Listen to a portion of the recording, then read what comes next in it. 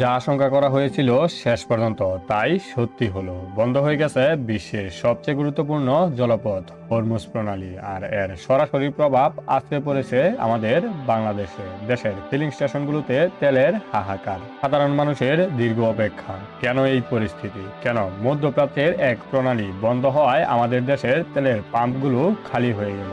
আজ আমরা এই সংকটের গভীরতা বিশ্লেষণ করব।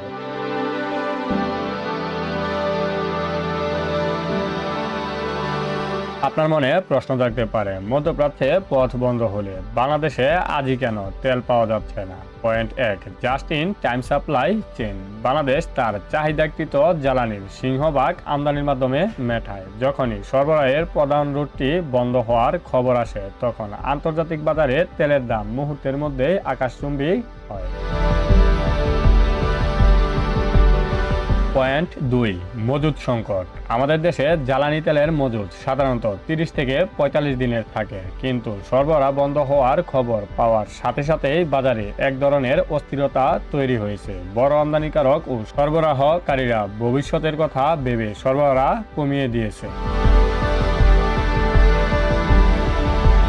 Point 3, panic buying. সাধারণ মানুষ ও পরিবহন মালিকরা সংকটের আশঙ্কায় প্রয়োজনের চেয়ে বেশি তেল সংগ্রহ করার চেষ্টা করছে, ফলে বাজারে কৃত্রিম সংকটের পাশাপাশি প্রকৃত ঘাটতিও তৈরি হয়েছে।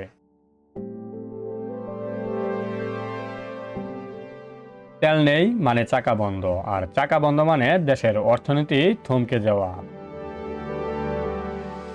পরিবহন খাত, তেলের অভাবে ট্রাক ও পণ্যবাহী জাহাজ চলাচল বাধাগ্রস্ত হচ্ছে, ফলে কাঁচামাল ও নিত্যপণ্যের দাম বাড়তে শুরু করেছে। বিদ্যুৎ উৎপাদন, বাংলাদেশের অনেক বিদ্যুৎ কেন্দ্র ফার্নেস অয়েল নির্ভর। এই সংকট দীর্ঘায়িত হলে দেশ জুড়ে মারাত্মক লোডশেডিং এর আশঙ্কা বাড়ছে। কৃষিখাত, সেচ পাম্পগুলো ডিজেল চালিত, ফলে ফসলের উৎপাদন ব্যাহত হওয়ার ঝুঁকিতে রয়েছে দেশ। এই সংকট থেকে উত্তরণ কেবল বাংলাদেশের হাতে নেই, এটি আন্তর্জাতিক রাজনীতির বিষয়। তবু অভ্যন্তরীণভাবে আমাদের কিছু পদক্ষেপ জরুরি। 1, জ্বালানি সাশ্রয়। ব্যক্তিগত গাড়ির ব্যবহার কমিয়ে গণপরিবহন ব্যবহার করা এবং অপ্রয়োজনীয় বিদ্যুৎ খরচ বন্ধ করা। 2, বিকল্প উৎস।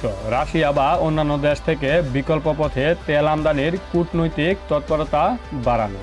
3, নবায়নযোগ্য শক্তি। দীর্ঘমেয়াদী সমাধানের জন্য সৌর এবং বায়ু বিদ্যুতের উপর গুরুত্ব দেওয়া।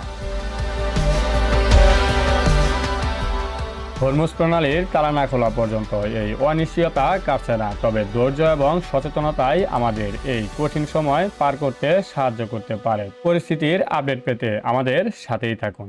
আপনার এলাকার পাম্পগুলোর অবস্থা কি? আপনি কি তেলের সংকটে পড়েছেন? কমেন্টে আমাদের জানান। ভিডিওটি শেয়ার করে সবাইকে সচেতন করুন।